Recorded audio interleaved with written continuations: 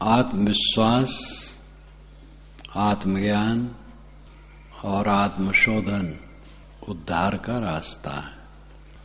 आत्मज्ञान, आत्मविश्वास, आत्मशोधन यानी आत्मसंयम। पहले तो ये विश्वास होना चाहिए कि मैं देह नहीं हूं। सत पर भी विश्वास न करने से सत काम नहीं देता है। जैसे कोई इलाहाबाद आए,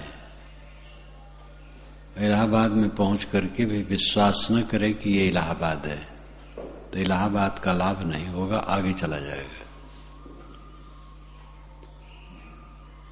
जो वस्तु सत नहीं है उस पर विश्वास करने वाला धोखा खाता है। लखनऊ में ही इलाहाबाद का विश्वास कर ले तो धोखा खाएगा। वस्तु सत हो और विश्वास हो, दोनों की जरूरत है।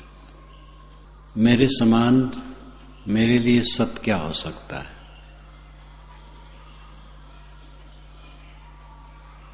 सत्य क्या है? एक प्रोफेसर ने पूछा था फोन से, सत्य क्या है? मैंने कहा आप खुद सत्य हैं। तो बहुत गदगद हो गए। मेरे समान मेरे लिए सत्य क्या हो सकता है? मैं नहीं हूं। मैं नहीं हूं तो कौन कहता है कि मैं नहीं हूं? मेरे अपने विषय में अविश्वास होने की कोई बात ही नहीं। लेकिन शराब कोई पी लिया हो तो फिर सब उल्टा पलटा हो जाता है उसका। भवयान में एक कथा आई है, एक मियाँ जी बड़े शराबी थे, शराब पी करके निकले। धनी आदमी थे लेकिन धीरे धीरे धन काफी नष्ट हो गया था। शराब पी के निकले, अपने कस्बे में घूमते घूमते अपने दरवाजे पर आए। कहे या अल्लाह मियां, जैसे मेरे दरवाजे का पेड़ वैसे यहां भी पेड़। और उन्हीं का दरवाजा था, उन्हीं का पेड़ था। लेकिन वो समझे कहीं हम दूसरी जगह पहुंच गए हैं। मकान देखे कि या अल्लाह मियां, जैसा मेरा मकान वैसे यहां भी मकान। तो उनकी पत्नी देखी, हाथ पकड़ करके ले गई, बैठाई, भोजन दिया। कहा या अल्लाह मियां, जैसे मेरे बस का मेरे घर का खान पान वैसे यहां का भी खान पान, और जैसे मेरी बीवी तैसे यहां भी बीवी। तो उनकी बीवी ने एक चांटा मारा। शराब पी करके बदहोश हो, कहीं दूसरी जगह हो। वही दशा है। भला अपने आप से अपने आप अलग होने की कोई गुंजाइश है? अगर मेरा कोई धन है तो अपना आपा है, मैं स्वयं अपना धन हूं। और इसी का विश्वास इंसान को नहीं। वो देहाभिमानी इतना हो गया है, जड़ाध्यास में मूर्ख हो गया है कि अपने आप का होश हवास ही गंवाए बैठा है। और उसमें जब जड़ बात का सिद्धांत हो जाता है तब तो फिर क्या पूछना है। सिद्धांत जहां बना तो सिद्धांत से टस मस होने की बात नहीं। अब सही सिद्धांत हो, उससे टस मस ना हो तो अच्छा है। लेकिन गलत सिद्धांत मान करके आदमी उसमें दृढ़ हो जाता है और बड़ा नुकसान करता है। चकोर भरोसे चंद्र के निगले तप तंगार, कहें कबीर डाहे नहीं ऐसी वस्तु लगार। चकोर आग के टुकड़े को चंद्रमा समझकर उसको निगलता है। साहब कहते लगार ऐसी वस्तु है कि जलता नहीं। अब कहानियां तो कितनी होती हैं, बना ली जाती हैं। चकोर आग निगलता है कि नहीं निगलता वो अलग विषय है। न निगलता हो तो कोई बात नहीं। सिद्धांत यह है कि मनुष्य में को जहां पर निष्ठा हो जाती है, कठिन से कठिन काम कर लेता है, लेकिन जब गलत जगह निष्ठा हो जाती है तो भयंकर नुकसान करता है। सही जगह निष्ठा हो और दृढ़ हो जाए फिर कल्याण है। जड़वादी को ये पक्का हट हो जाता है कि देह से आत्मा अलग कुछ नहीं, और इस पर वो मजबूती से प्रतिपादन करता है। बाराबंकी में मैं था, श्री प्रेम साहब जी बैठे थे, मैं बैठा था, कई संत बैठे थे। एक आए, 60 वर्ष के रहे होंगे, बड़े कड़े हुए, पढ़े तो थे ही, कड़े भी थे, बहुत महीन अपने को मानते थे। बड़ी बारीकी से उन्होंने पूछा, हमारे सिद्धांत को जानते थे। जो कुछ पूछा 88 की बात है, जो कुछ पूछा वो भौतिक बात का था। आधा मिनट में मैंने उनको समझ लिया। मैंने कहा, आप हैं कि नहीं? कहे, मैं तो हूं। मैंने कहा, जड़ हो कि चेतन? तो चुप, हम के चुप मत हो। जड़ हो तो कह दो मैं जड़ हूं। जड़ कैसे हूं? मैं तो चेतन हूं। बस ठीक है।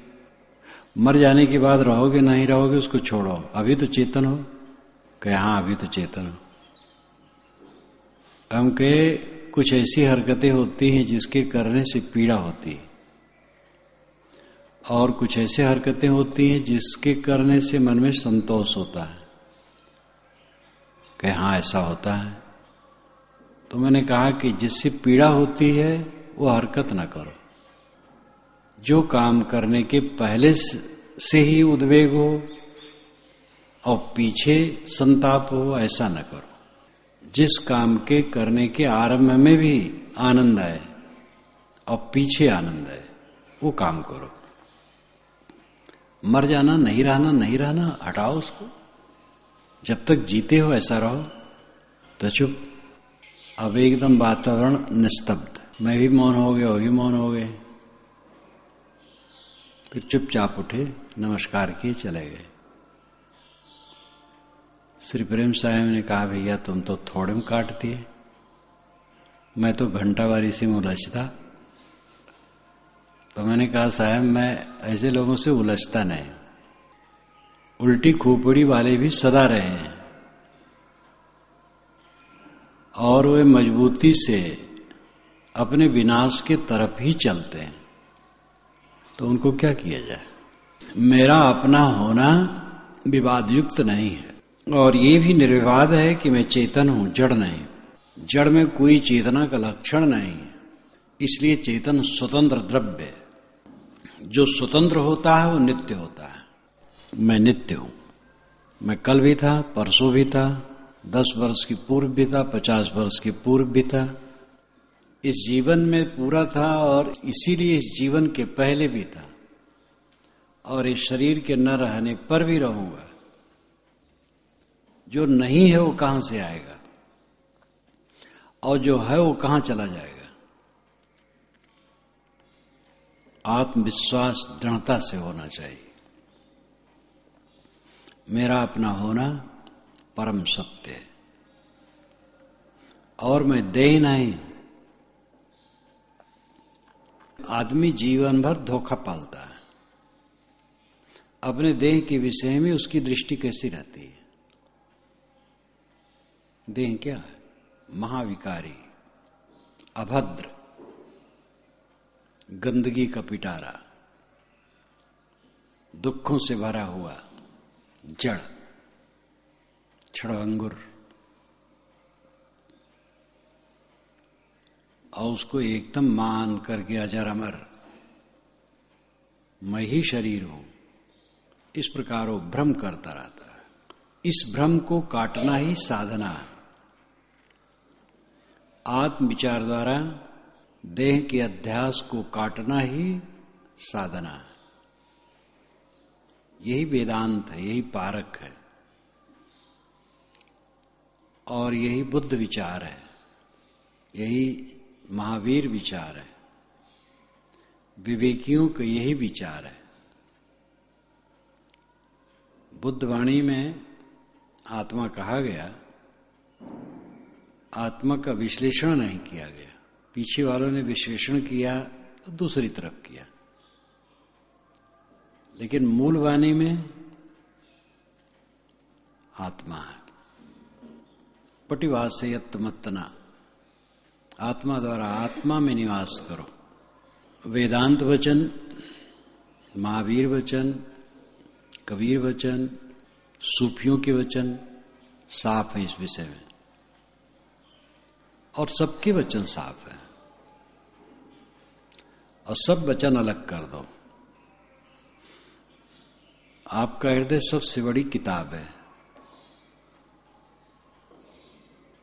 आत्म विचार से ही ममता मिटेगी, ममता ही पीड़ा है।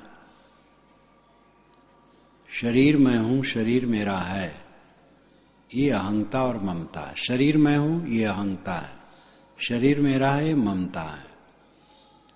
विचारों द्वारा अहंता ममता को काटना साधना है।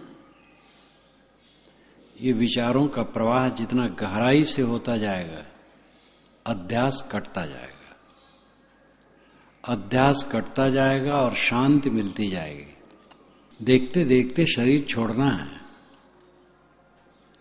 सबका रास्ता एक घाट है, सबका दूसरा घाट नहीं है। कोई धनी हो, विद्वान हो, गुरु बाबा हो, तो उसके लिए दूसरा रास्ता नहीं। सबका रास्ता है गंगा घाट पर पहुंच जाना, रसूलाबाद। और यहां भी दफन और जलन होता रहता है आश्रम के उत्तर तरफ। वहां पर पहुंचना पक्का है। धीरे धीरे धीरे धीरे उसी तरफ सब चल रहे हैं। देहाध्यास काट करके कृतार्थ हो जाओ। पहले तो ये बात समझ में नहीं आती, कौन सा आनंद मिलेगा। ब्रह्मानंद कहते हैं, आत्यांतिक सुख कहते हैं, बसे आनंद अटारी कहते हैं, सोजन सदा आनंदा, लेकिन लगता नहीं। खिन्नता, कहीं शारीरिक परेशानी, कहीं मानसिक परेशानी, कहीं कोई कुछ कह दिया, कहीं कुछ हुआ, कहीं कुछ हुआ। कहां है वो आनंद, पता नहीं चलता। ऐसा मन में प्रश्न होता है, क्योंकि साधना की गहराई में साधक अभी उतरा ही नहीं। जब निरंतर साधना चलती है और वो दशा आ जाती है, तब उसी तरह हो जाता है जैसे कोई आदमी लखनऊ न देखा हो और वहां की महिमा सुनता हो, और फिर लखनऊ पहुंच जाए और देखे तो मगन हो जाए। अच्छा, यही लखनऊ? फिर निसंदेह लखनऊ। लखनऊ एक नाम लिया, एक उदाहरण है, कोई जगह। निरंतर विचारों द्वारा जिसके मन की ममता कट जाती है, परमानंद की अनुभूति क्या, परमानंद में वो डूबा रहता है। यहां किसी का कुछ नहीं, सब झूठ, महाझूठ। ये झूठ का बाजार थोड़े समय के लिए है। ये बनता मिटता रहता है पानी बुलबुली के समान। प्राणियों की देहें और वस्तुएं, ये दोनों बनती बिटती रहती हैं। और प्रकृति को समझने वाला कहीं भी ममता नहीं कर सकता है।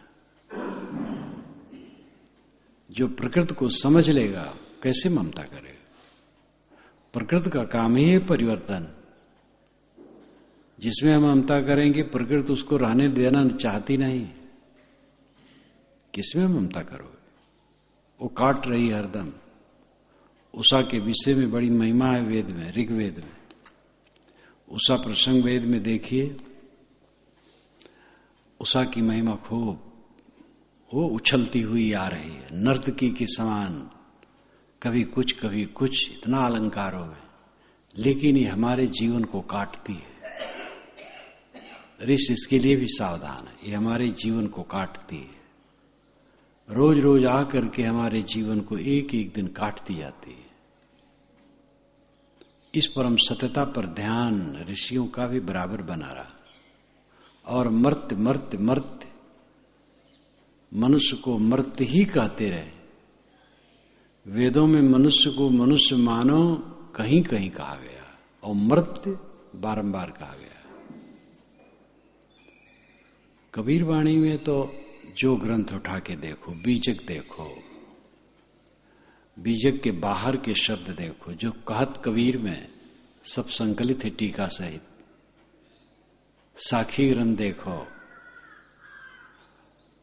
जिसका परिशोधित रूप कबीर अमृत वाणी है। गुरु ग्रंथ साहिब में देखो, कबीर साहिब की वाणी जितनी संकलित है, जहां देखो अधिकतम वाणी साहिब की बारंबार इसी पर है। मरना है, छूटना है, शरीर का जलना है, तुम्हारा कुछ नहीं है। बराबर ये बात आती रहती है। और ये पूरा विश्व पुस्तक है ही है, देख ही रहे हो। देखते हुए न देखना, यही व्यामोह है। मोह का अर्थ क्या है? जिसमें विनाश हो उसी तरफ चलना। पीत्वा मोहमयी प्रमाद मदिरा उन्मत्त भूतम जगत। भर्तृहरि ने कहा है कि मोह की मदिरा पी करके जगत उन्मत्त भूत है, अत्यंत उन्मत्त है। जो नहीं है उसमें आस्था कर रहा है, और जो है उसको विस्मृत कर रहा है। मेरा अपना निधान, मेरा अपना परमात्मा और ब्रह्म, खुदा और गाढ़, परमाश्रय, परम पद मेरा अपना अस्तित्व है। देह का अहंकार, देह की ममता कट जाने पर उसमें पूर्ण विश्राम होता है। और निरंतर विचारों के प्रवाह से कटता है। आई से मोटी मोटी लकड़ियां, आरा से मोटी मोटी लकड़ियां काट दी जाती। अब तो मशीन है, साग की तरह झट से काट देते। पहले ये मशीन नहीं थी। गांव में तो आज भी नहीं, लेकिन गांव वाले अब गाड़ी पर लाद करके चिरवा कटवा ले जाते हैं। पहले तो कहीं बड़े बड़े नगरों में शुरू हुई, और गांव में तो लकड़ी चिरवाना होता था तो मुझे याद है बुलाया जाता था। 6-6, 7-7 आरे आते थे, और एक आरे के पीछे 3 लोग। नीचे 2 खड़े होते थे, पकड़ते थे, और ऊपर 1।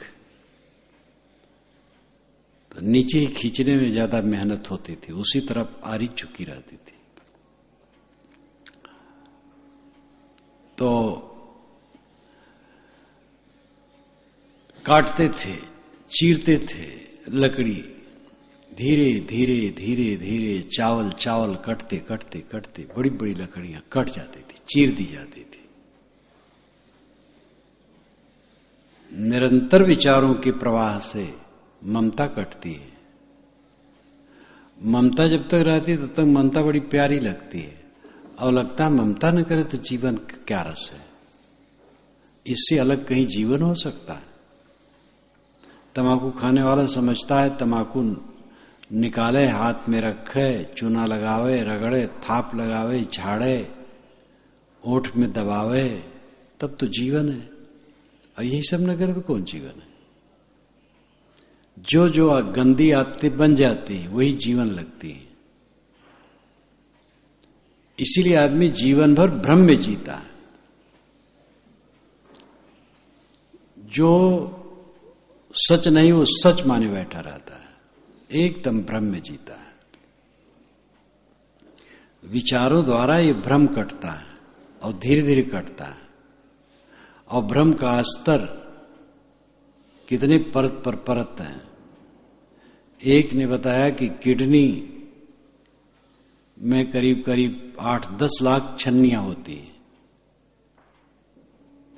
और उसमें अगर 8 लाख तक छीण हो जाए तो 2 लाख में भी काम चल सकता है।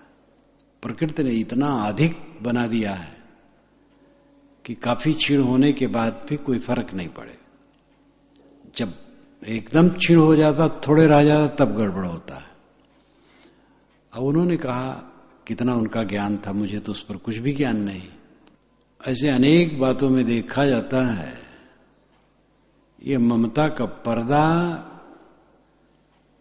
कितने लाख हैं कुछ पता नहीं।